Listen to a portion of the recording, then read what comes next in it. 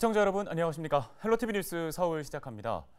다사다난했던 2021년도 어느덧 저물고 있습니다. 올해 힘들고 어려운 시간을 버텨낸 분들 많으실 텐데요.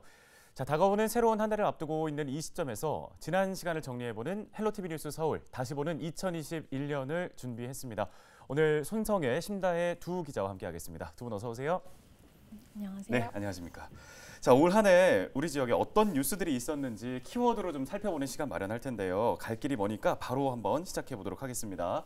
오늘 살펴볼 첫 번째 키워드, 바로 눈물로 버티다입니다.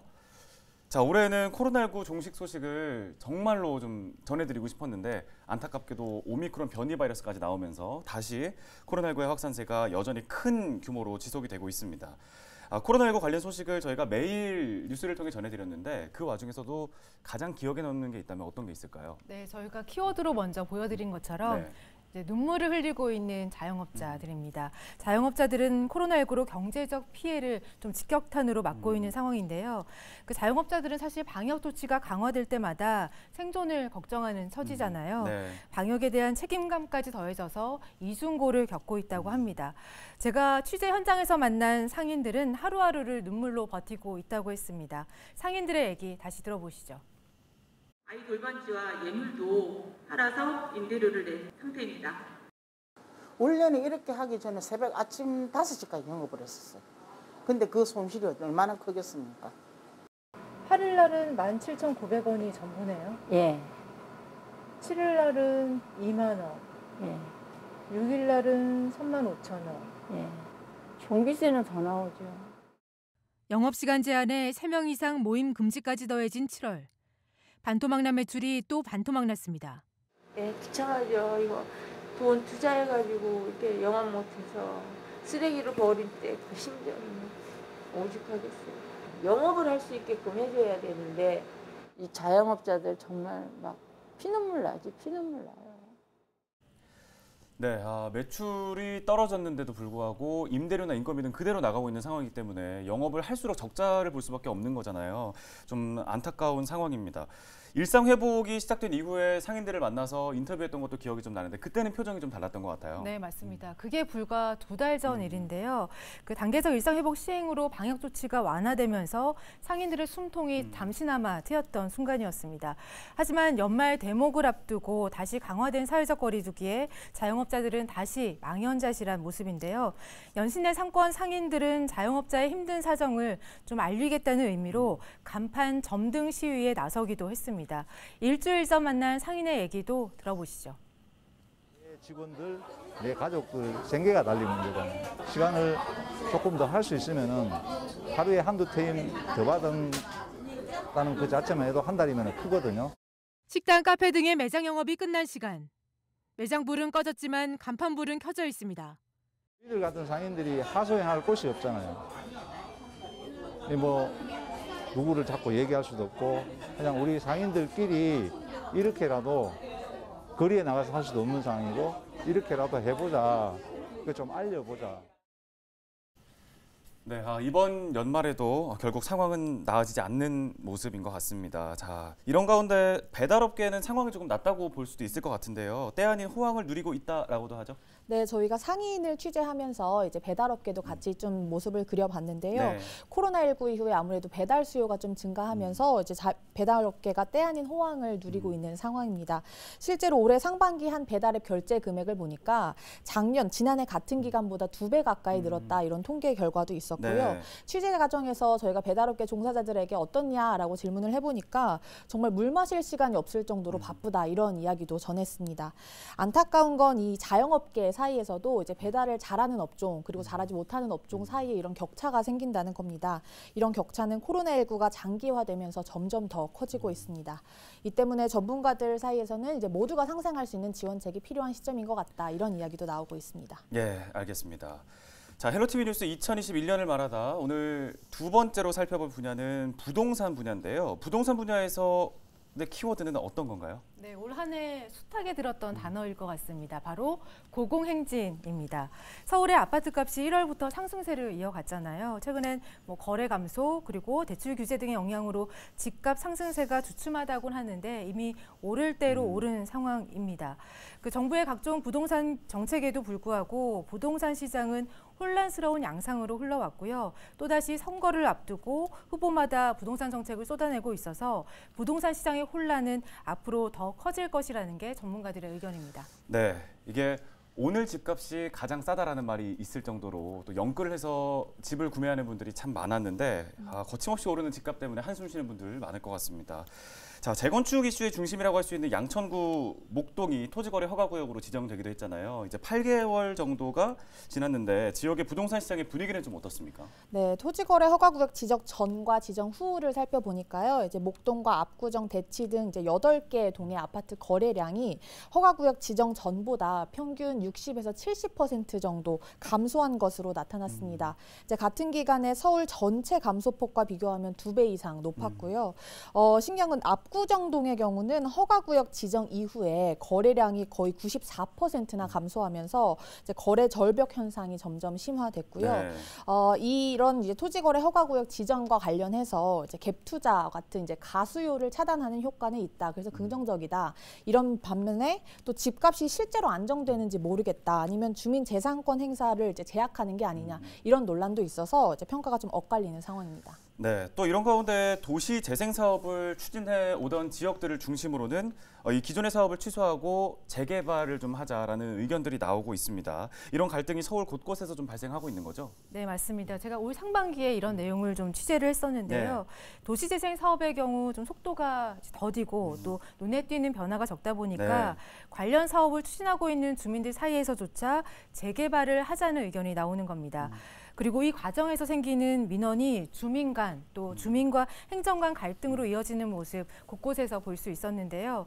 집값이 오를 때마다 느끼는 상대적 박탈감 속에서 그 도시재생 사업에 대한 낮은 체감도가 사업의 실효성이라든지 취지라든지 이런 것에 대한 부정적인 평가로 이어지고 있었는데요. 주민들의 이야기 직접 들어보시죠.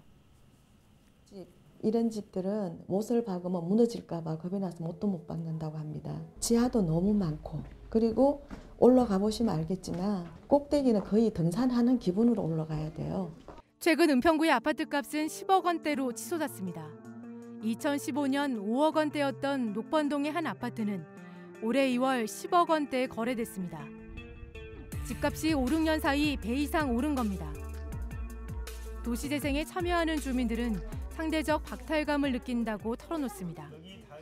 마을에 조금씩 변화를 가져서 살자 이런 취지에서 시작을 했는데 주변은 너무 많이 확 변해가고 이게 맞는 건지. 주차장 시설이라든지 소방도로라든지 이런 거는 아예 해결이 안 되잖아요. 포장을 이쁘게 해서 그렇지 사실은 속내를 들여다보면은 정말 나라 돈 이렇게 써도 되는가라는 생각이 많이 들어가요. 호박이 분들이나 좀 어렵게 사시는 분들은 잘 웃고 놀다가 재개발 재건축이 된다고 할 때는 다 울고 가잖아요. 네, 이어서 세 번째 키워드 살펴보도록 하겠습니다. 올 한 해 전국적으로 교통 분야의 이슈도 좀 화제가 됐던 것 같은데요. 이번에 살펴볼 분야 교통입니다. 자, 심다혜 기자. 키워드로 먼저 정리를 해볼까요? 네, 2가지 키워드입니다. 지하철 시대 그리고 분통 터지는 도로입니다. 이제 양천 지역을 달궜던 교통 이슈는 이 목동선과 강북횡단선 경전철 사업과 관련된 지하철 사업 그리고 네. 신월여의 지하도로 개통 소식 이렇게 2가지인데요. 네. 일단 목동선 강북횡단선 경전철 사업은 올해 국토부 예비타당성 조사 대상 사업에 선정되면서 이제 지역 주민들의 정말 많은 기대를 모았습니다. 반면에 신월여의 지하도로는 지난 4월에 개통을 했는데 주민의 민원이 끊이지 않는 상황입니다. 도로 건설 계획상으로는 출퇴근 시간대 신월동에서 여의도까지 8분이면 도착한다 네. 이렇게 돼야 되는데 실제로 이용해 보니 기존에 이제 개통 전과 차이가 없다 이런 민원이었는데요. 관련 내용 영상으로 준비했습니다. 퇴근 시간 여의도에 나와봤습니다.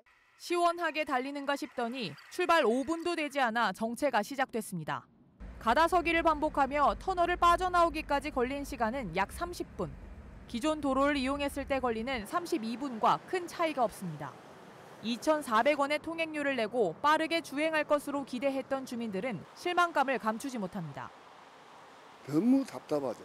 통행길이 뚫리면은 여기 신월동 주민들, 신정동 주민들이 굉장히 편해를 많이 받을 것이다 이렇게 생각했는데 돈 들여서 지하차도를 만들었는데 서로 옛날이나 지금이나 차이가 별로 없는 것 같습니다. 네, 계획상으로는 8분대에 도착을 해야 되는데 실제 가보니까 그대로 30분 정도 걸린다면 주민들의 불편은 좀 계속되고 있는 게 아닌가라는 생각이 듭니다.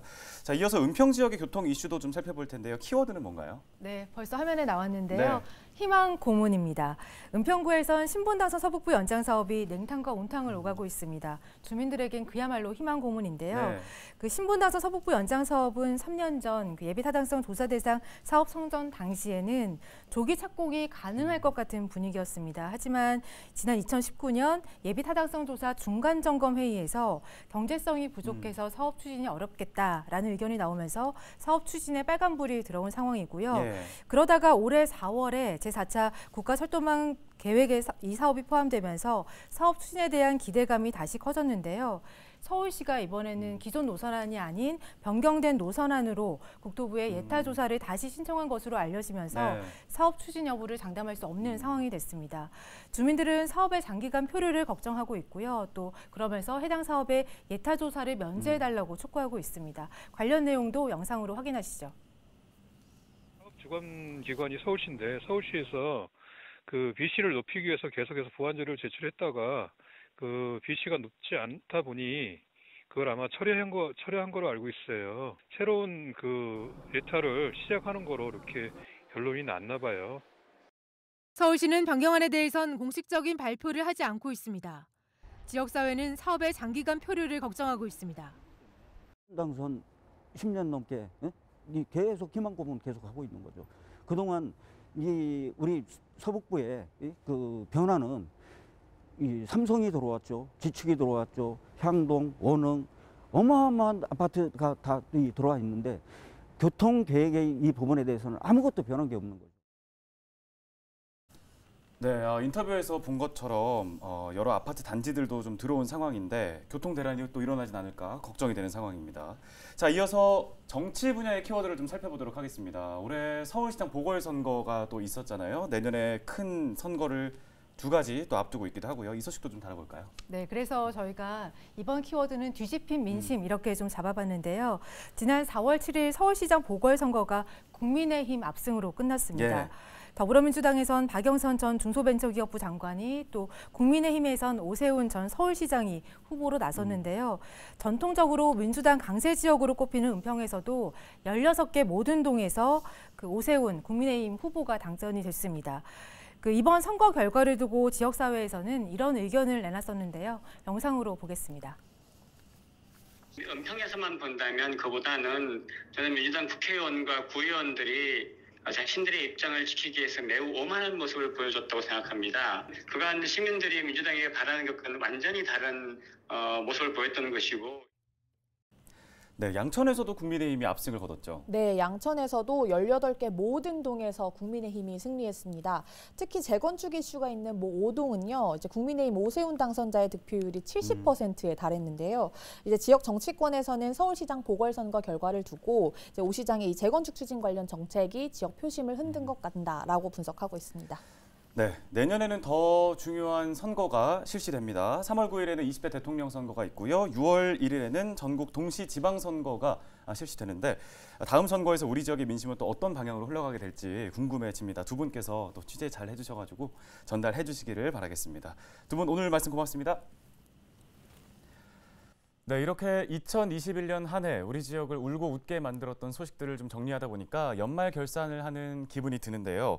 아직 끝나지 않았습니다. 내일도 계속해서 우리 지역 이슈들 좀 짚어볼 예정이고요. 두 기자와 함께 내일 이 시간에 저희는 다시 인사를 드리도록 하겠습니다. 헬로티비 뉴스 서울 저희가 오늘 준비한 소식은 여기까지입니다. 함께해 주신 여러분 고맙습니다.